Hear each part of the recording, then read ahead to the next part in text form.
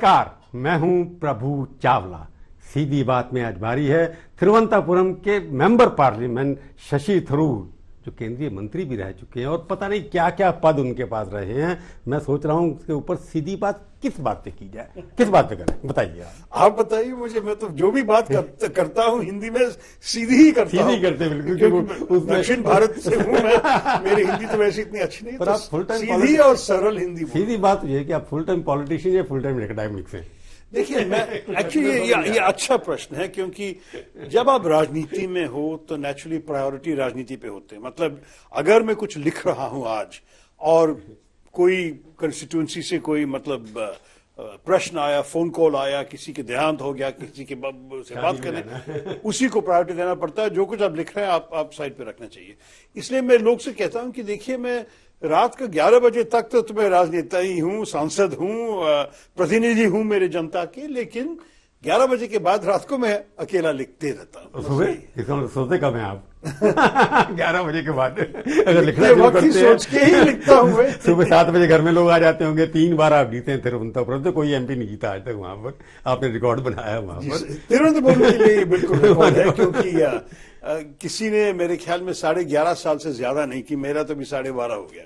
क्योंकि मैं इसलिए पूछा हूं कि फुल टाइम राजनीति तिरुवनंतपुरम से कांग्रेस के नेता बन के आप बाहर आए, इंटरनेशनल आपने करे, आप नेशनल सिटीजन हैं, भारतीय हैं या इंटरनेशनल सिटीजन हैं। कई बार आपके पढ़ने से, आपके जो लिखते हैं, पता नहीं लगता कि आप क्या हैं, आपकी फिलॉसफी क्या है। देखिए, मैं तो बिल्कुल एक भारतीय नागरिक और एक भारतीय देशभक्त के रूप में लिखता हूं। उसके ऊपर तो कोई शक नहीं है। आपकी बात मैं कह रहा हूं कि जब सोचने का तरीका है, कई बार आपका होता है कि 2000 जब मोदी जी ने स्वच्छ भारत के लिए एम्बेसडर चुने थे, तो आप चुना था उन्होंने, तो उनको लगता हो कि आप न्यूट्रल आदमी है, परंतु न्यूट्रल नहीं, मेरे ख्याल में उसके बाद क्या किया स्वच्छ भारत का पता नहीं मेरे को। आपने क्या किया, उन्होंने क्या किया, मेरे दोनों को भूल गए आप लोग। मेरा तो मैं बता सकता हूं, लेकिन एक उसका पहले साल में मेरे ख्याल में वो ऑपोजिशन के साथ, विपक्ष के साथ काम करने के लिए तैयार था, और इसलिए विपक्ष के एक आदमी को ले लिया, मुझे ले लिया।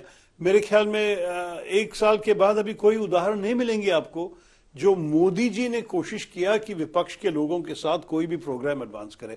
मेरे ख्याल में वो चेंज अच्छा नहीं था, वो परिवर्तन जो उनके ही कंडक्ट में आ गया, देश के लिए अच्छा नहीं था। जब वो शुरू किया, वो चाहते थे कि मैं सबका प्रधानमंत्री हूं, सबके साथ विकास करेंगे, इस स्पिरिट को आया। और मुझे ये स्वच्छ भारत विषय पे मैंने सोचा कि जब महात्मा गांधी ने खुद कहा था कि स्वच्छता स्वतंत्रता से ज्यादा महत्वपूर्ण है, तो मैं कैसे मना करूं। तो मैंने कहा ठीक है, मैं करूंगा। हमें 75 करोड़ का एक प्रोजेक्ट प्रपोज करने की जरूरत है, क्योंकि ये सब तो छोटी सी बात नहीं है कि जो 6 घंटे में जाके एमपी काम किया और इससे स्वच्छ हो गया। मैंने कुछ एक प्रोजेक्ट कलेक्टर साहब के साथ बना के प्रधानमंत्री को भेज दिया था कि हमारे कैनाल्स को साफ करने के लिए, क्योंकि वो तो लाइफ ब्लड है हमारे तिरुवनंतपुरम के। हाँ, पीने लायक पानी सब कुछ होगा उससे, लेकिन मुझे जवाब भी नहीं मिला।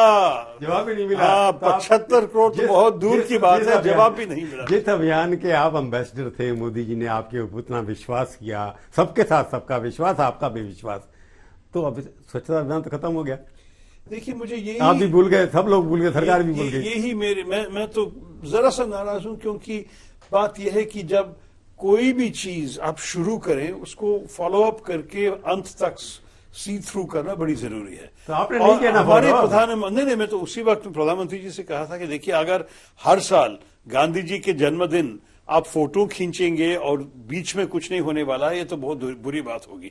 मैं ये तो उसी दिन पब्लिकली कहा जब मैं उनका जो इन्विटेशन एक्सेप्ट किया। तो अभी भी हैं, उन्होंने नाम तो काटे नहीं, वाइंड अप भी नहीं किया इसको, तो अभी भी अगर इतिहास में जाएंगे, लेकिन क्या देश, किताब लिखी जाएगी, देश ज्यादा स्वच्छ हुआ है आपके ख्याल? मैं आपसे पूछ रहा हूँ कि जिसके आप एम्बेसडर हैं, आज भी उसके अंदर हैं एक, तो उसमें आप सफल हुए या आप फेल हुए? नहीं, मेरे ख्याल में मेरी जो मेरे तरफ से जो कुछ कर सकता हूं का कंट्रीब्यूशन, मेरा जो छोटी से जो योगदान था वो तो मैं कर चुका हूं, मैं अच्छी तरह किया। अगर केंद्र सरकार फंडिंग कैश दे दिए हमारे राज्यों को कि आप स्वच्छता के लिए ये सब कर दीजिए, अब आप रिपोर्ट दीजिए, बेहतर होगा। सब कुछ सेंट्रलाइज करने से मोदी जी मेरे ख्याल में गलत कर रहे हैं। मैं देख रहा हूँ कि आप हिंदी बहुत अच्छी बोल रहे हैं। हिंदी बोलने का पॉलिटिशियन हिंदुस्तान में होना है तो हिंदी सीखनी पड़ेगी, ये भी आपको समझ में आ गया होगा, इसलिए हिंदी सीखी आपने। नहीं, मैं तो हिंदी वैसे भी इस किस्म की हिंदी में बोलता था पहले भी, लेकिन मुझे पता है कि काफी गलतियां हैं। ये लिंग पता करना, क्योंकि ना मलयालम में ना अंग्रेजी में लिंग होते हैं, तो हमारे मन में कोई लॉजिक नहीं कि ये मेज क्या स्त्रीलिंग है या पुल्लिंग है, और क्यों। आप लोग तो बचपन से माँ की गोद से बोलते बोलते आपको ये समझ, आप बिल्कुल बिना समझ के ही आप बोल सकते हैं कि कुछ ये स्त्रीलिंग है, वो पुल्लिंग है वगैरह। हमें तो ये सीखना बहुत मुश्किल होता है। तो मुझे मैंने सवाल इसलिए पूछा कि क्या शशि थरूर हिंदी इसलिए ज्यादा अच्छा बोलने लगे कि उनको भी राष्ट्रीय नेता बनने का कोई लगता है सपना आ गया। देखिए, मेरे राजनीति तो केरल में है, जहां मैं मलयालम बोलता हूं। वहां मुझे हिंदी बोलने की खास जरूरत नहीं है, लेकिन वहां भी कुछ वोटर्स हैं, जैसे हमारे तिरुवनंतपुरम ज्यादा बढ़िया, आप तो ग्लोबल कॉन्स्टिट्यूंसी है ना। मेरे एक्चुअली तिरुवनंतपुरम में करीब 2-3 महीने पहले गेहलोत साहब आए थे, और वहां उनका राजस्थानी सभा, केरला के राजस्थानी सभा, उनके लिए बहुत बड़ा रिसेप्शन किया। मैंने 5-10 मिनट की भाषण हिंदी में दी, तो आप यूट्यूब में देख सकेंगे। मैंने तो नहीं, मैं इसलिए पूछा हूं कि आप मैं बोल रहा हूं कि मैं बोलता हूं कभी कभी तिरुवनंतपुरम में भी, लेकिन 90% मुझे हिंदी इस्तेमाल करने की जरूरत नहीं है।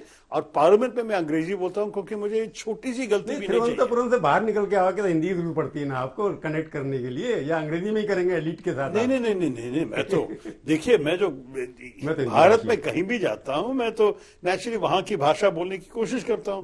जरा सा बांग्ला भी बोलता हूं कलकत्ते में, आपके साथ जरूर कभी हिंदी भी बोल सकता हूं। तो मैंने हिंदी में कभी पॉलिटिकल भाषण आपको करते हुए कॉन्स्टिट्यूंसीज में कहीं आउटसाइड जो आपकी कॉन्स्टिट्यूंसी इंटेलेक्चुअल है, एकेडमिक है, जो सेमिनार्स हैं, उसमें कभी हिंदी में भाषण करते हुए देखा नहीं। इसलिए मैं कह रहा हूँ पॉलिटिक्स से कनेक्शन तो नहीं है हिंदी का, थोड़ा बहुत ज्यादा नहीं करता। बड़ी कॉन्स्टिट्यूंसी को एड्रेस करना तो हिंदी सीखनी पड़ेगी। देखिए, बड़ी कंस्टिट्यूंसी तो हर मतलब देश के हर इलाके में है। सीधी बात कर रहा हूँ आप डिप्लोमेटिक पे आ गए दोबारा से। नहीं, हिंदी तो मैं वैसे भी इस किस्म की हिंदी में बोल सकता हूँ। मेरी अंग्रेजी तो एक्चुअली बेहतर है। अगर मैं कुछ कॉम्प्लिकेटेड आइडियाज, मेरी सोच के बारे में अगर मैं बहुत विस्तार में बताना चाहूंगा, अंग्रेजी मुझे ज्यादा सुविधा रहेगा, लेकिन कुछ ना कुछ तो जरूर बता सकता हूँ हिंदी में। शिक्षा के बारे में पूछा, उसमें एक बात है, कई बार ये लगता है कि आपका सॉफ्ट कॉर्नर कई बार बीजेपी की पॉलिसीज के साथ हो जाता है। जैसे अभी वैक्सीन डिप्लोमेसी पे आपने कहा अच्छा किया, और आपकी पार्टी आर्टिकल कह रही है कि गलत हुआ सबसे ज्यादा। तो पार्टी और शशि थरूर में बहुत डिफरेंस कई बार आ जाते हैं। जब मैंने लिखा ये वैक्सीन डिप्लोमेसी के बारे में, उस वक्त हमारे देश में कोई क्राइसिस नहीं था। अब आप देखिए क्या हो रहा है। आपको शायद महाराष्ट्र का खबर सुने हैं, जितनी मतलब तेजी से केस बढ़ते जा रहे हैं। आपने जब ये हो रहा है, यहाँ भी स्टोर होना चाहिए ना, तब तो नेचुरली दवाई वैक्सीन यहाँ के लोग को पहले देना चाहिए। अगर ये बात थी तो मैं ये आर्टिकल नहीं लिखता होता। मैंने लिखा 6 हफ्ते पहले, छपा गया 5 हफ्ते पहले। आपने जब सोचा, उस वक्त भी रहे हैं आप, इसको लगा कि it is a good diplomatic step, आपको लगा अच्छा उस वक्त किया। आज की स्थिति में गलत है, लगता है हाइंडसाइड में लगता है गलत हो गया था वो। नहीं, गलत हो गया नहीं कह रहा हूं मैं, कह रहा हूं कि अभी हमारी प्रायोरिटी वैक्सीनेशन को हमारे देश के लिए बढ़ाना बड़ी जरूरी है। और इसमें मैं तो पहले भी कहा था, एक्चुअली इसी आर्टिकल में मैंने 1-2 सेंटेंस लिखा है कि एक शिकायत अगर है तो यह है कि हम विदेश में ज्यादा भेजे हैं और देश में कम इस्तेमाल किए हैं। ये क्यों हो रहा है? लेकिन उस वक्त भी मुझे पता नहीं था कि इतनी बड़ी शॉर्टेज है हमारे देश में।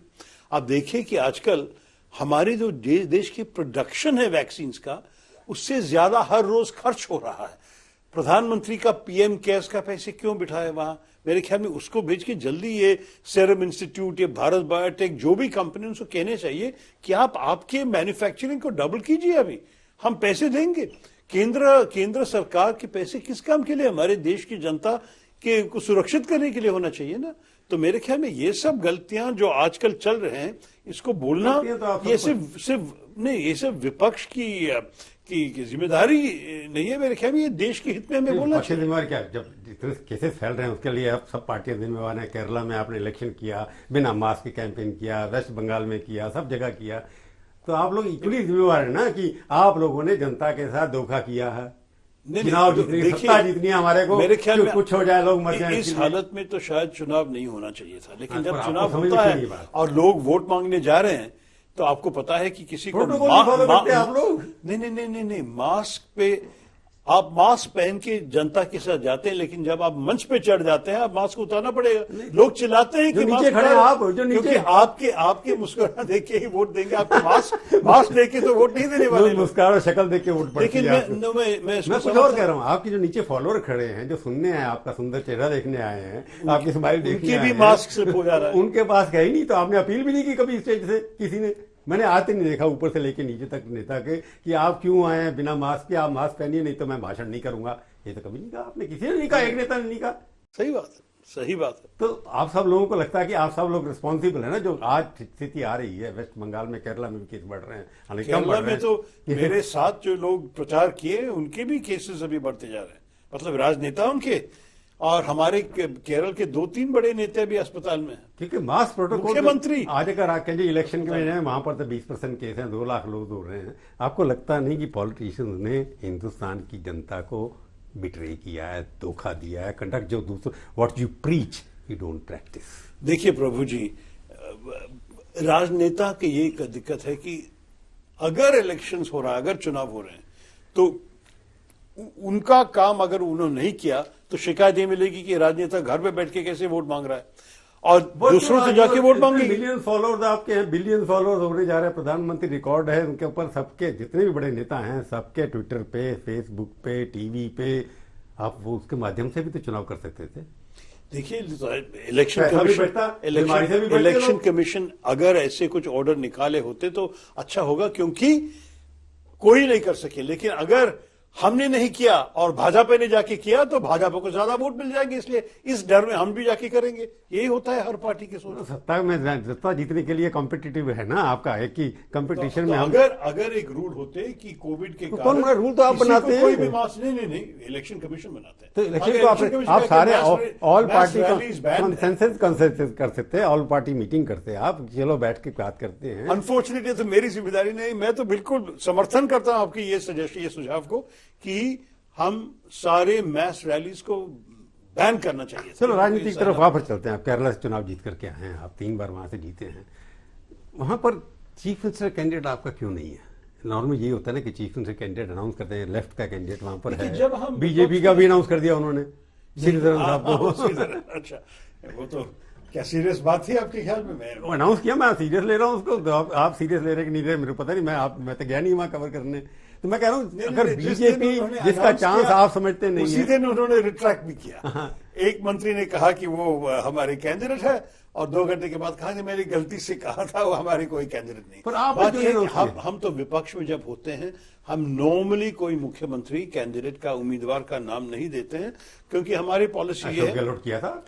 नहीं जी, इलेक्शन के दौरान किया था? नहीं जी, इलेक्शन के समय अशोक साहब और सचिन पायलट दोनों इलेक्शन से पहले जाके कर दिया था। हाँ, मेरे ख्याल में वोटिंग के 1-2 दिन पहले, लेकिन पूरे प्रचार में ये नहीं था कि हमारे पास कैंडिडेट, क्योंकि कांग्रेस की स्टाइल ये, उनकी परंपरा ये है कि जब एक मुख्यमंत्री है तो नेचुरली उनका समर्थन देते हैं, जब हम विपक्ष में हैं तो हम कहते हैं कि चुनाव के बाद हम तय करेंगे। तो ये अब तो हर प्रदेश में यही देखा है, तो केरल में भी कोई एक्सेप्शन नहीं है। चेहरा आपके पास नहीं है क्या? आपको भी अनाउंस कर सकते थे। देखिए चेहरा ज्यादा है, यही प्रॉब्लम है। केरला में तो मेरे ख्याल में मुख्यमंत्री होने लायक कामयाब लोग तो इतने ज्यादा है। प्रॉब्लम है कि आप नेशनल लीडर है या लोकल लीडर बनना चाहते हैं, मुख्यमंत्री बनना की संभावना आपकी भी तो हो सकती है। मैं तो वैसे भी मतलब मैं तो कैंडिडेट तो नहीं था, मैं तो उम्मीदवार तो नहीं था। वो तो बाद में चुनाव हो सकता है, उसमें कोई बात ही नहीं है कि आपके चीफ मिनिस्टर के एम्बिशन है बनने के। लेकिन हमारे जीतने वाले एमएलए में कई लोग हैं जो काफी कामयाब है। कठिनाई ये होगी कि उनमें से एक को चुनने का, इसलिए एक्स्ट्रा कैंडिडेट्स की जरूरत है। नहीं, अगर आपको कहा राहुल गांधी ने बन जाइए तब देखिए, जो पार्टी मांगेगा मैं जरूर करूंगा। मैं तो जब राजनीति में आया, नेचुरली मैं तो यूएन से आया हुआ था, मेरा सोच, मेरा दृष्टिकोण सारा अंतर्राष्ट्रीय फील्ड पे ही था। उसके बाद में एक राजनीतिक तौर पे भारतीय विषय पर अच्छी तरह सोचने का और भाषण देने का आपका वो किस्सा है, थिंक ग्लोबल एक्ट लोकल। आपका तो ये प्रॉब्लम हाँ, तो ये होगा। तो used to think global, now I speak national, tomorrow I will act local, why not?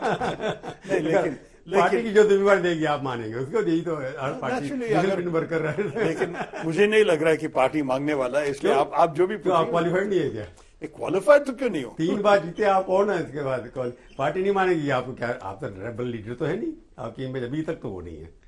नहीं देखिए, ये रेबल की बात क्या, मेरे ख्याल में ये सारे लोग जो आप लोग रेबल्स बताते हैं वो लोग रेबल्स नहीं है, वो सिर्फ कहते हैं कि पार्टी को मजबूत करना चाहिए और इसके लिए वो चाहते थे कि कोई प्रोसीजर्स, कोई इंस्टीट्यूशंस को रिवाइव करें पार्टी के अंदर। मेरे ख्याल में वो रेबल्स नहीं है, सारे कांग्रेसी हैं और जो उनमें से जो लोग हैं जो कांग्रेस के लिए उन्होंने बहुत अच्छी तरह। केरला में अजीब चीज है कि पहली बार देखा कांग्रेस पार्टी भी हिंदू गार्ड खेल रही है। आपने मैनिफेस्टो कमेटी के चेयरमैन, उसमें आप अब शबरीमला के लिखा कि औरतों के लिए जो भी महिलाओं के लिए होगा हम उसको मानेंगे। ये हिंदू गार्ड केरला में एलडीएफ यूडीएफ दोनों खेल रहे हैं। ये परिवर्तन बीजेपी का कॉन्ट्रीब्यूशन है ना। मोदी जी को आप क्रेडिट देंगे कि केरला में भी हिंदुत्व का इशू। इस विषय पे एक्चुअली सही बात कहूं तो हर मजहब का स्टैंड एक ही है। आप देखिए कैथोलिक चर्च अगर आप देखना चाहते हैं, मैं तो नहीं, कांग्रेस ने पहली बार उठाया वहां पर इशू ना हिंदुत्व का। हिंदुत्व इशू नहीं उठाया, हमने उठाया कि लोगों को, जब जजमेंट आई थी तब आपका रिएक्शन कुछ और था। शुरुआत में कुछ दिनों की नेचुरल रिएक्शन जो कांग्रेस का स्टैंड रहता है वहां पर, अब आपका अननेचुरल लगता है। अननेचुरल नहीं है, बात यह है कि जनता से बात करके और औरतों से बात करके हमें यह पता चला कि विश्वास की बातें विश्वासियों को छोड़ दीजिए आप। मतलब जो अपने विश्वास को मनाना चाहते हैं, आप आके बाहर से आके ये बदलना ठीक नहीं है। तो ये मैं कह रहा था कि बीजेपीकरण हो गया, बीजेपीकरण की विश्वास की बात लोगों पर छोड़ दिया।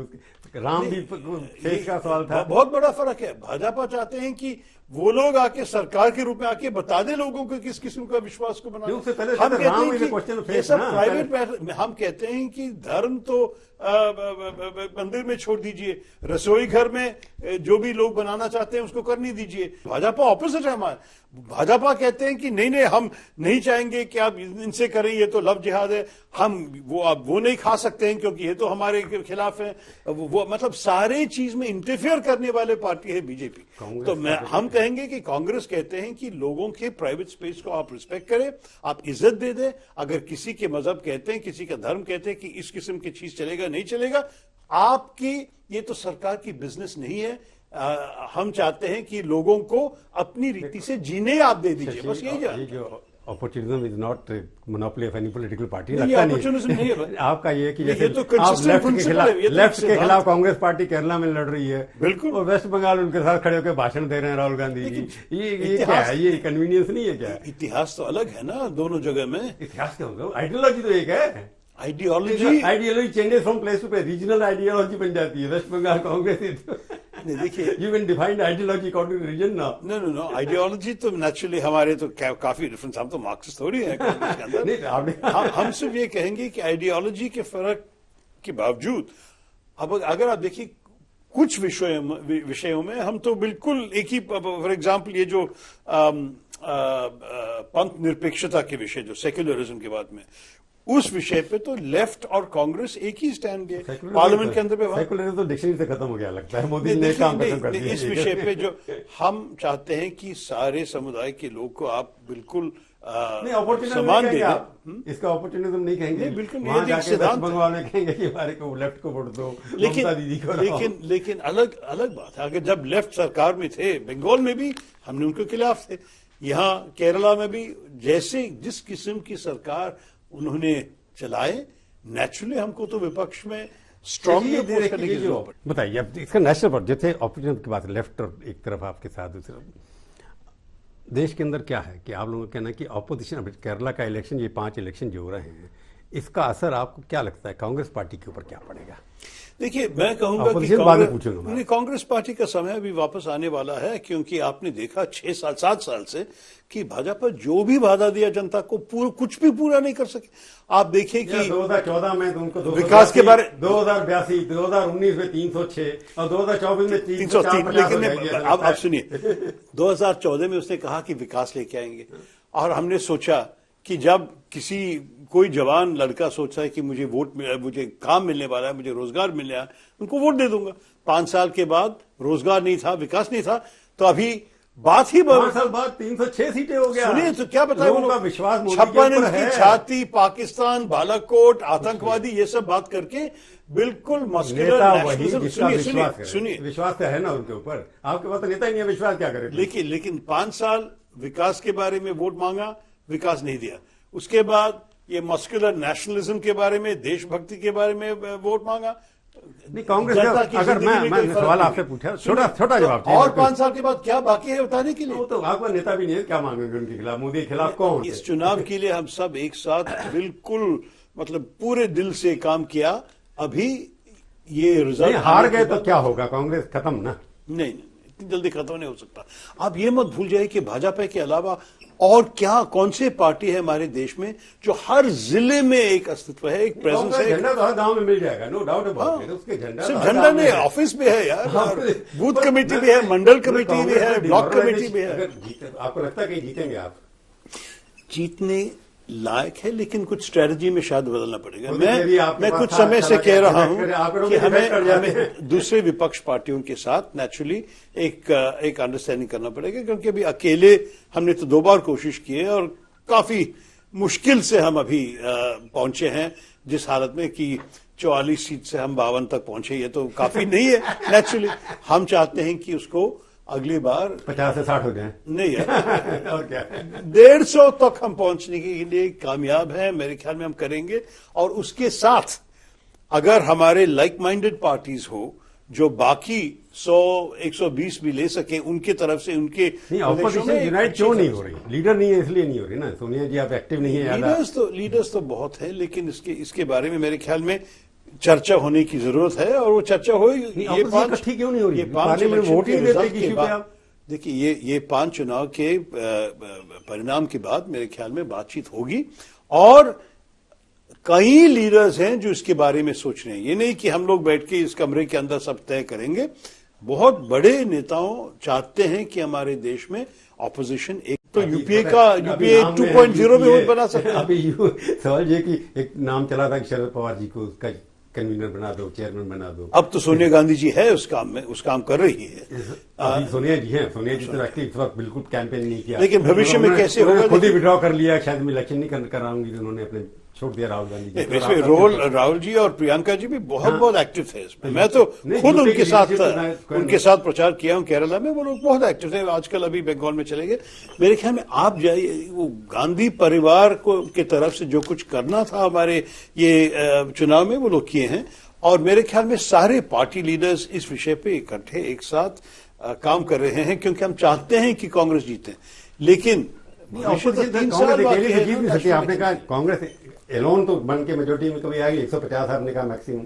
तो आपको लगता नहीं है कि कांग्रेस, क्योंकि एक टॉप लीडर थी, सबको इकट्ठा सोनी जी ने इकट्ठा किया था जब यूपीए बनाया था, उन्होंने सरकार बनाई थी 2004 के अंदर, 2009 के अंदर, फिर उसके बाद खत्म हो गया। तो आपको लगता नहीं है कि यूपीए को रिवाइव करने के लिए क्या करना चाहिए? तो हम चाहते हैं कि दूसरों से भी बात करके, दूसरे पार्टी से बात करके कि एक मजबूत यूपीए बना दे। हमें वैसे भी इसको इम्प्लीमेंट, नेचुरली कांग्रेस पार्टी को लीड लेना पड़ेगा। हम है सबसे बड़ी पार्टी।